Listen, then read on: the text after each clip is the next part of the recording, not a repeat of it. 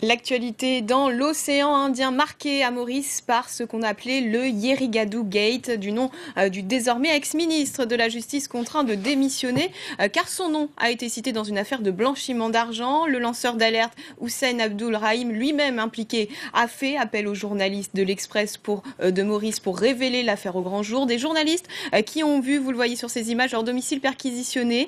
Et en début de semaine, l'un d'entre eux, Nativa Ramen, le directeur de publication de l'Express, s'était invité sur notre plateau. On écoute son ressenti sur cette affaire. Je me sens triste, pas pour moi personnellement, mais pour mon pays, alors que nous allons sur les 50 ans d'indépendance de l'île Maurice. Voilà que les journalistes sont traités comme des vulgaires criminels. Ils débarquent chez nous à 4 heures du matin. Ils viennent perquisitionner nos maisons devant nos proches, devant nos voisins. À Maurice, on peut être derrière les barreaux parce que nous avons écrit des articles qui ne plaisent pas à ceux qui nous gouvernent. Et un ministre a dû démissionner en raison de son implication dans cette affaire. Et au lieu que sa maison soit perquisitionnée, au lieu d'être interrogé ou de faire l'objet d'une enquête policière ou judiciaire, la justice mauricienne se tourne vers les journalistes alors que nous avons simplement fait notre travail d'informer le public. Et ce soir, un membre du gouvernement mauricien, Étienne Sinatambou, ministre de l'Environnement et du Développement durable, est sur notre plateau. Monsieur le ministre, bonsoir. Bonsoir à vous et bonsoir à vos téléspectateurs. Vous réagissez ce soir en tant que porte-parole du gouvernement. Votre réaction? Écoutez, pour moi, ce sont des propos non seulement excessifs, mais tout d'abord, pour moi, malhonnêtes. Parce que ce que veut prétendre M. Sivaramen, c'est que Maurice serait une dictature, prétend-il. Alors nous avons par contre le dernier indice de démocratie qui est sorti il y a quelque temps avec l'Economist Intelligence Unit, une organisation au-dessus de tout soupçon et qui est une des plus grandes d'ailleurs dans ce contexte. Et cet indice de démocratie catégorise les pays en 4. La première catégorie, ce sont les pays dits full democracies, c'est-à-dire des démocraties pleines et entières.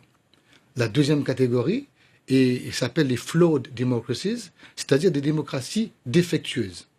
La troisième catégorie sont ce qu'ils ont appelé des régimes hybrides, et la quatrième, des régimes totalitaires.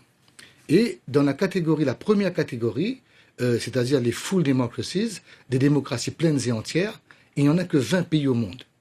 Et il se trouve que l'île Maurice est le seul pays d'Afrique à être défini comme étant une démocratie pleine et entière. Nativa Ramen a dénoncé des perquisitions violentes à son domicile, notamment.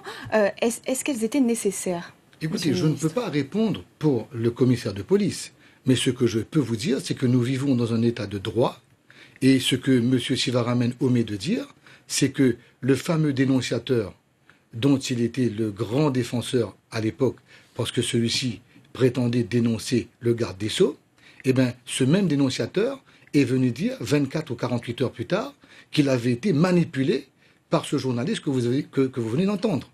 Donc, de ce fait, le même dénonciateur est venu dire que M. Sivaramen a ourdi un complot pour, au fait, nuire au garde des Sceaux.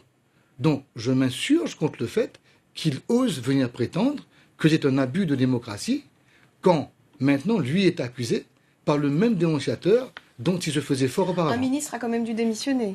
Il n'a pas dû démissionner. Je dois le dire, je suis surpris que M. Sivaramen dise cela. Monsieur le garde des Sceaux n'a jamais été contraint de démissionner. On lui a demandé de démissionner temporairement jusqu'à la fin de l'enquête, pas parce qu'il est coupable, parce que toute personne est présumée innocente, mais parce que, étant garde des Sceaux, il a un lien et un relationnel direct avec les gendarmes, avec des enquêteurs, avec le parquet, et le Premier ministre souhaitait s'assurer que personne ne puisse avoir la moindre perception. À la suite de cette enquête, on peut penser que donc Ravi Yerrigadou reviendra à son poste. Ben écoutez, s'il est présumé innocent, et si une enquête le déclare innocent, je crois qu'il a droit à ce que la présomption d'innocence sous-entend. C'est-à-dire qu'il revienne si le Premier ministre le souhaite, parce que c'est le Premier ministre qui nomme les ministres. Vous soutenez aujourd'hui que la presse est libre à Maurice? Elle n'est non seulement est-elle libre, pour moi, elle est une des plus libres que j'ai jamais vues. D'ailleurs, je vais vous dire, c'est d'ailleurs sous ce couvert de liberté de la presse et de démocratie que malheureusement certains journalistes, sous le couvert de l'indépendance, font au fait de la politique partisane. C'est ce que dénonce monsieur Nad Sivaramen. Il dit que les ordinateurs, les téléphones portables, leurs téléphones portables que les policiers veulent mettre la main donc sur leurs téléphones et leurs ordinateurs. Aujourd'hui, non, les policiers ne veulent pas mettre la main sur leurs ordinateurs. Dans toute procédure pénale, si quelqu'un est accusé d'avoir ourdi un complot, il faut absolument savoir... C'est la procédure. C'est la procédure, pour n'importe qui, tant pour des ministres que pour des journalistes. Merci beaucoup, monsieur. C'est moi qui vous remercie, madame. Sina Tambou, C'est moi qui vous excusez-moi remercie. d'avoir répondu à nos questions ce soir.